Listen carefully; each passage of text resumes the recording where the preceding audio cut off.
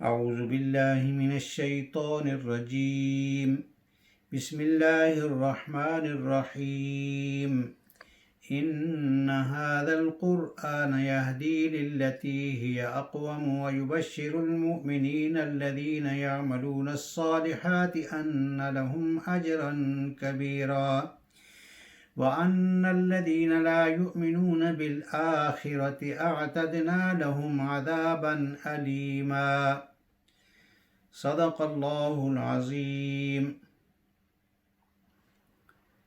گرامی قدر محترم خواتین و حضرات،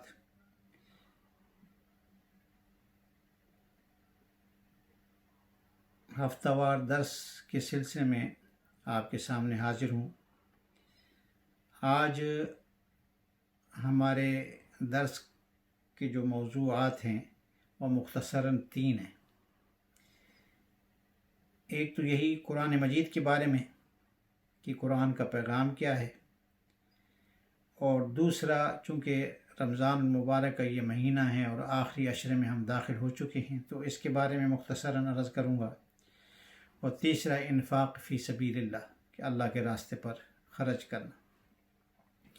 تو سب سے پہلے جو میں نے آپ کے سامنے آیات کریمہ تلاوت کی ہے، اس میں اللہ رب العزت ارشاد فرما رہے ہیں کہ ان ھذا القرآن یہدی للتی ہی اقوم، کہ حقیقت یہ ہے کہ یہ قرآن وہ راستہ دکھاتا ہے جو سب سے زیادہ سیدھا ہے۔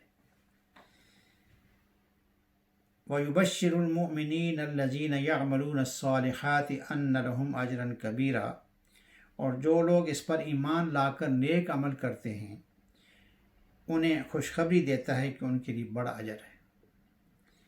وَأَنَّ الَّذِينَ لَا يُؤْمِنُونَ بِالْآخِرَةِ أَعْتَدْنَا لَهُمْ عَذَابًا أَلِيمًا، اور یہ بتاتا ہے کہ جو لوگ آخرت پر ایمان نہیں رکھتے ان کے لیے ہم نے ایک دردناک عذاب تیار کر رکھا ہے۔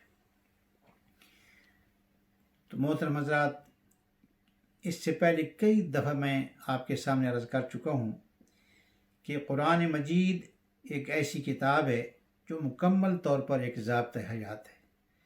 اگر ہم اس کو سمجھ کے پڑھیں تو اور اس پر عمل کریں تو یہ ہمیں سیدھا کامیابی کا راستہ دکھاتی ہے، اور کامیابی کا راستہ یہ ہے کہ اللہ تعالی ہم سے راضی ہو جائیں اور ہمیں اپنی رضا نصیب فرما کر جنت میں داخلہ عطا فرما دیں۔ اور اگر ہم قرآن مجید کو پس پشت ڈال دیں گے، جیسا کہ آج کل ہمارا قرآن مجید کے ساتھ رویہ ہے کہ ہم قرآن مجید کے ساتھ کوئی تعلق نہیں رکھتے، بس صرف کسی نہ کسی حد تک ہمیں شوق ہے کہ ہم قرآن مجید پڑھ لیں، جلدی جلدی پڑھ لیں، ہمارے بچے جلدی پڑھ جائیں، ختم کر لیں، بس اس حد تک ہمیں شوق ہے۔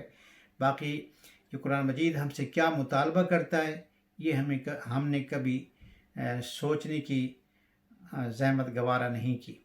تو میری بار بار یہ گزارش ہے کہ ہمیں چاہیے کہ قرآن مجید کو ہم پڑھیں بھی صحیح، اس کو سمجھنے بھی کوشش کریں اور اس پر عمل کرنے کی بھی کوشش کریں۔ اگر ہم اس کو سمجھیں گے، اس پر عمل کریں گے تو پھر یہ ہمیں کامیابی کا راستہ دکھاتا ہے، یہ پھر ہمیں جنت کا راستہ دکھاتا ہے۔ اور اگلی آیت میں اس واضح طور پر یہ فرما دیا گیا کہ جو لوگ اس پر ایمان نہیں رکھتے، اس پر عمل نہیں کرتے، تو ان کے لیے اللہ رب العزت نے جہنم کا عذاب جو ہے وہ تیار کر رکھا ہے۔ تو اللہ رب العزت سے دعا ہے کہ وہ ہم سب کو قرآن مجید صحیح پڑھنے کی، اس کو سمجھنے کی اور اس پر عمل کرنے کی توفیق عطا فرمائے۔ دوسرا جو میرا موضوع ہے وہ یہ ہے آخری عشرہ، چونکہ ہم رمضان المبارک میں آخری عشرے میں داخل ہو چکے ہیں، اور یہ یاد رکھیں کہ رمضان المبارک سال میں ایک دفعہ آتا ہے، اور اس کی اہمیت اور اس کی افادیت جو ہے وہ ہم نہیں سمجھ سکتے اس کو۔ حضور اکرم صلی اللہ علیہ وسلم اس کی اہمیت کو جانتے تھے، تو اس لیے آپ صلی اللہ علیہ وسلم نے اس کی دعا فرمائی کہ یا اللہ رجب اور شعبان میں ہمارے لیے برکت عطا فرما اور ہمیں رمضان تک پہنچا دے۔ یعنی کہ رمضان کی اتنی بڑی فضیلت ہے کہ حضور اکرم صلی اللہ علیہ وسلم نے اس کی دعا فرمائی کہ ہمیں رمضان تک پہنچا دے۔ تو حضور اکرم صلی اللہ علیہ وسلم جب رمضان مبارک آتا تو اس میں آپ جو ہے نا وہ آپ کے اعمال اتنے زیادہ ہو جاتے کہ وہ انسان کے بیان سے بس بیان کرنے سے جو ہے نا وہ باہر ہے۔ حضور اکرم صلی اللہ علیہ وسلم نماز میں زیادتی کر دیتے، ذکر اذکار میں زیادتی کر دیتے، اور اپنا مال خرچ کرنے میں بھی بہت زیادہ زیادتی کرتے، حتیٰ کہ ایک حدیث میں آتا ہے کہ حضور اکرم صلی اللہ علیہ وسلم کی سخاوت اس مہینے میں اس قدر ہو جاتی کہ جیسے کہ تیز ہوائیں جو جیسے چلتی ہیں، اسی طرح حضور اکرم صلی اللہ علیہ وسلم کی سخاوت زیادہ تیز ہو جاتی تھی۔ تو اللہ رب العزت سے ہمیں دعا ہے کہ ہمیں اس رمضان مبارک میں زیادہ سے زیادہ فائدہ حاصل کرنے کی توفیق عطا فرمائے۔ تو چونکہ یہ آخری عشرہ ہے، اور آخری عشرہ جو ہے وہ بڑی اہمیت کا حامل ہے، کیونکہ یہ پورے رمضان کا نچوڑ ہے۔ قرآن مجید میں جیسا کہ اللہ رب العزت نے ارشاد فرمایا کہ یہ جو ہے وہ مہینہ ہے کہ اللہ رب العزت نے اس کو قرآن مجید کو نازل فرمایا اس شب قدر میں، اور شب قدر کیا ہے اس کی وضاحت فرما دی کہ وما ادراک ما لیلۃ القدر لیلۃ القدر خیر من الف شہر، کہ قدر کی جو رات ہے وہ 1000 مہینوں سے زیادہ افضل ہے، کہ یعنی کہ اگر ایک رات انسان عبادت کرے تو گویا کہ 1000 مہینے سے زیادہ وہ افضل عبادت ہے۔ تو اللہ رب العزت ہمیں ان راتوں میں عبادت کرنے کی توفیق عطا فرمائے، اور زیادہ سے زیادہ اللہ تعالیٰ کا ذکر کرنے کی توفیق عطا فرمائے، نماز پڑھنے کی توفیق عطا فرمائے۔ مقصد یہ ہے کہ جو بھی نیک عمل کیے جا سکتے ہیں وہ ہمیں اس مہینے میں اور اس آخری عشر میں ہمیں کرنے چاہیے۔ اور اسی میں جو ہے چونکہ نفاق فی سبیل اللہ بھی آتا ہے، تو نفاق فی سبیل اللہ جو ہے نا وہ اللہ رب العزت نے اپنے قرآن مجید میں بہت زیادہ ترغیب دی اس بات کی۔ میں پہلے بھی ایک آیت آپ کے سامنے پڑھ چکا ہوں، آج پھر آپ کے سامنے ایک آیت پڑھ رہا ہوں کہ من ذا الذی یقرض اللہ قرضا حسنا فیضاعفہ لہ اضعافا کثیرا واللہ یقبض ویبسط والیہ ترجعون، کہ کون ہے جو اللہ رب العزت کو قرض دے، اچھا قرضہ، اور اللہ اس کو بڑھا چڑھا کر بہت زیادہ بدرجہ بہتر اس کو بڑھا چڑھا کر دے۔ تو ظاہر ہے کہ اللہ رب العزت ہر چیز پر قادر ہے۔ گویا کہ یہ جو مال ہے ہمارے پاس دیا وہ اللہ تعالیٰ ہی کا ہے، لیکن اللہ تعالیٰ ہم سے قرض مانگ رہے ہیں، تو یہ ہمیں اللہ تعالیٰ کے راستے میں دل کھول کر خرچ کرنا چاہیے۔ جہاں جہاں ضرورت پڑتی ہے وہاں ہمیں دل کھول کر اللہ تعالیٰ کے راستے پر مال خرچ کرنا چاہیے۔ اس سلسلے میں کچھ صحابہ کرام رضوان اللہ تعالیٰ علیہم اجمعین کی مثالیں ہمارے سامنے موجود ہیں۔ ایک واقعہ آپ کے سامنے بیان کرتا ہوں کہ ایک دفعہ حضور اکرم صلی اللہ علیہ وسلم نے لوگوں سے چندہ مانگا، تو حضرت عمر فرماتے ہیں کہ یہ ایسا موقع تھا کہ اللہ رب العزت نے مجھے فراغت بخشی ہوئی تھی، اللہ تعالیٰ نے مجھے بہت سارا مال دیا تھا، تو میں نے یہ سوچا کہ میں اللہ کے راستے پر خرچ کرنے میں اس بار میں ابو بکر صدیق سے سبقت لے جاؤں گا۔ تو انہوں نے کیا کیا کہ گھر گئے، اپنا سارا کا سارا مال جو ہے نا وہ آدھا کیا، آدھا گھر میں رکھ دیا اور آدھا حضور اکرم صلی اللہ علیہ وسلم کی خدمت میں لے آئے۔ اب حضور اکرم صلی اللہ علیہ وسلم نے پوچھا کہ عمر گھر میں کیا چھوڑ کے آئے ہو؟ تو حضرت عمر فاروق رضی اللہ تعالیٰ عنہ نے عرض کیا کہ بس یا رسول اللہ چھوڑا ہے۔ میں نے کہا نہیں بتاؤ تو صحیح۔ تو حضرت عمر نے عرض کیا کہ یا رسول اللہ صلی اللہ علیہ وسلم سارا مال آدھا کیا، آدھا گھر چھوڑایا اور آدھا یہاں لے آیا۔ اس کے بعد حضرت ابو بکر صدیق رضی اللہ تعالیٰ عنہ تشریف لاتے اور ان کے گھر میں جو کچھ پڑا ہوا تھا وہ سارا کا سارا اٹھا کے لے آئے۔ حضرت ابو بکر صدیق سے پوچھا کہ اے ابو بکر تم کیا لے کے آئے اور گھر میں کیا چھوڑ کے آئے ہو؟ تو حضرت ابو بکر صدیق کا جواب یہ تھا کہ یا اللہ کے رسول، گھر میں اللہ اور اس کے رسول کے نام کی برکت چھوڑ کر آئے ہوں، باقی سب کچھ لے آئے ہوں۔ تو یہ ان لوگوں کا حال تھا۔ جب حضرت عمر رضی اللہ تعالیٰ عنہ نے دیکھا تو انہوں نے سوچا کہ میں کبھی ابو بکر سے سبقت نہیں لے جا سکتا۔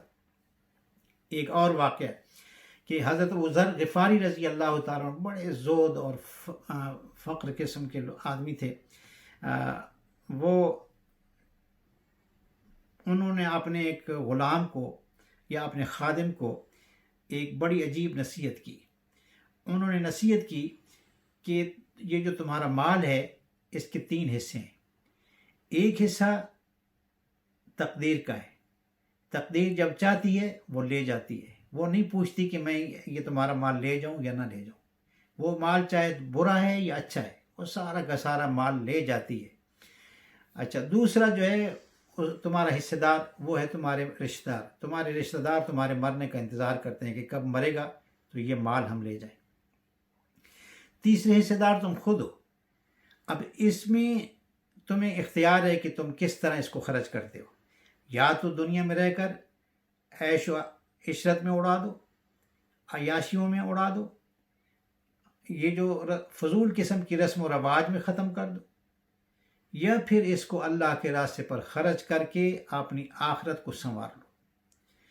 تو میرے محترم بزرگوں اور دوستو، ہم لوگوں کا حال یہ ہے کہ ہم یہاں مال جو خرچ کرتے ہیں تو زیادہ تر اپنی ناک کی خاطر کرتے ہیں، دکھاوے کے لیے خرچ کرتے ہیں.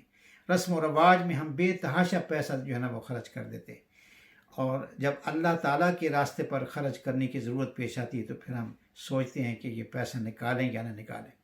تو لہٰذا ہمیں اللہ کے راستے پر مال خرچ کرنے کی ضرورت ہے، اور وہ بہت سارے مواقع ہیں کہ کہاں خرچ کریں. آپ خود سوچ سکتے ہیں، اللہ تعالیٰ نے آپ کو دیا ہے، آپ سوچیں کہ بھئی ہم کون کون ضرورت مند ہے، تو ان اپنے یعنی کہ آپ جن کو جانتے ہیں ضرورت مندوں کو آپ خرچ کریں.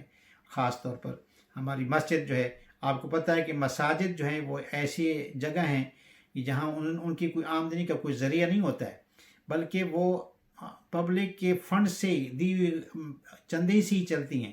تو ظاہر ہے ان کے اخراجات ہوتے ہیں، تو ان اخراجات کو پورا کرنے کے لیے ہمیں مسجد کو بھی یعنی کہ ڈونیٹ کرنا چاہیے، اور دوسرے جو ضرورت مند لوگ ہیں، غریب لوگ ہیں، ان کو بھی ہمیں اپنے مال میں سے دینا چاہیے، اور اچھا مال دینا چاہیے. اللہ رب العزت سے دعا ہے کہ وہ ہم سب کو نیک عمل کرنے کی توفیق عطا فرمائے، قرآن مجید صحیح پڑھنے کی، اس کو سمجھنے کی اور اس پر عمل کرنے کی توفیق عطا فرمائے. یہ جو مبارک مہینے کے بس چند دن ہم رہ گئے ہیں، ان سے زیادہ فائدہ حاصل کرنے کی توفیق عطا فرمائے. زیادہ سے زیادہ اللہ تعالی ہمیں عبادت کرنے کی، قرآن مجید کی تلاوت کرنے کی، ذکر اذکار کرنے کی توفیق عطا فرمائے، اور اللہ رب العزت نے جو ہمیں مال دیا ہوا ہے اس میں سے خرچ کرنے کی توفیق عطا فرمائے. وآخر دعوانا ان الحمد للہ رب العالمین.